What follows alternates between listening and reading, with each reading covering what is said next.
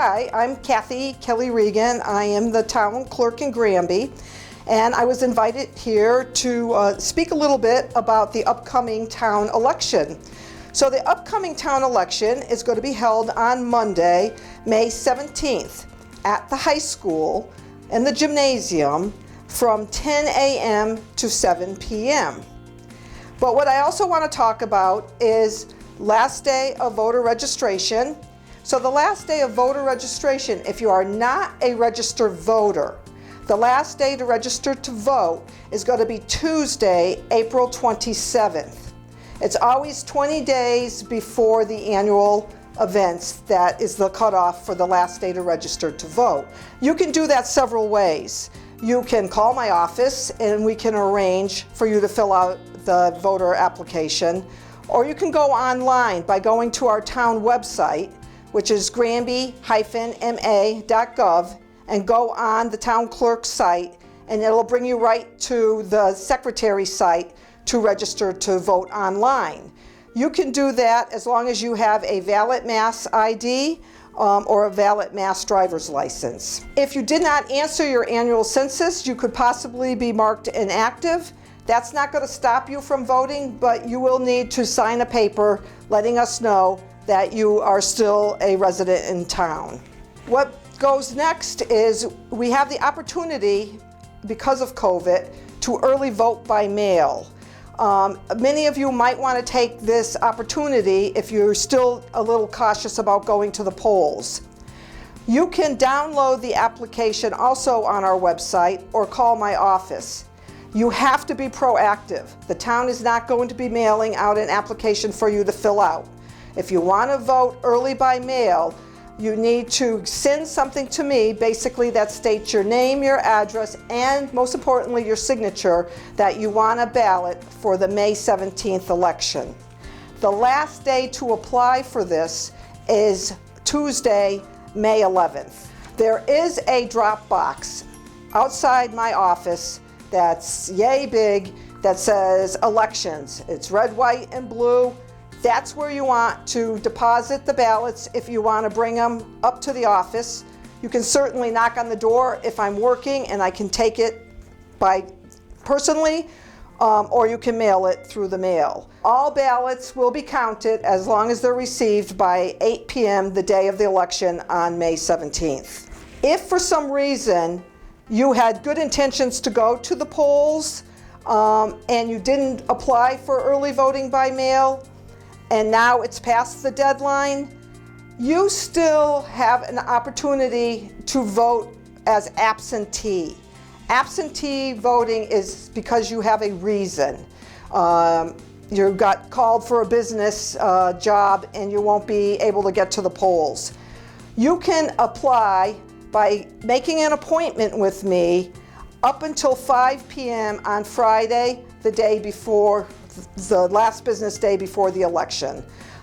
So no frets, you can actually still vote if you miss the cutoff for the early voting by mail.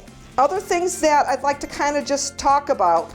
Some people might go, okay, I get my ballot in the mail and I made a mistake. It's okay. What you need to do is call me and we're going to reject that ballot and I'm going to mail you a new one.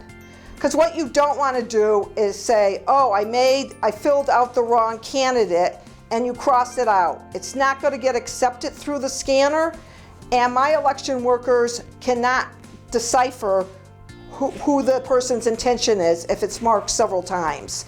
So please know that you can get another ballot by calling me if you make a mistake on the ballot you get in the mail. This also applies at the polls too. If you make a mistake, you can always get another ballot. So there's always that, so don't forget. What is important to me is how people mark the ballot. Believe it or not everybody colors in the circle fully. You want to completely color that circle in. You don't want to make a check, you don't want to make an X, because then what happens is, even though your vote will count, it will have to go to a hand count. The scanner will not be able to read it. So please make sure that you fill in the oval, just like playing Keno. Just fill in the oval, and that way it'll be counted correctly. when you get your mail-in ballots, you're going to get a package which is going to have several envelopes in it, and it's going to have your ballot. So you're going to mark your ballot. Again, just mark it how you want to mark it. And then you're going to put that ballot in this little tan envelope. Important, important, important. You've got to fill this top part out and have your signature on it. If I get it back without a signature or the top filled out, I have to reject it, and then I'm going to mail you another ballot. So please remember to sign this and fill it out the top part. This little ballot, the envelope goes in the white envelope. Even if you're dropping this off in person, please put this little envelope in the white envelope and process it in the ballot box that way. One more thing I wanted to remind the voters how to do is there is a vacancy position on this year's ballot. The library trustee unexpired one-year term has no candidates. So you might know somebody that you would like to nominate, and that's when you would do a write-in. Now what you need to do, it's always best if you have a name and address, but at least the name. If you can write the whole name out, what you do is you write where it says write-in, who you want to nominate there. So you would write the whole name out. Importantly also is to please fill in the little circle as well when you do the write-in. What I ask the voters not to do is color. Some people like to fill in circles, and if you don't have any intentions to do a write-in, please skip over that, because if you just color it in and you don't write anything in, at the end of the night, we still have to look through all those write-ins and count them as blanks.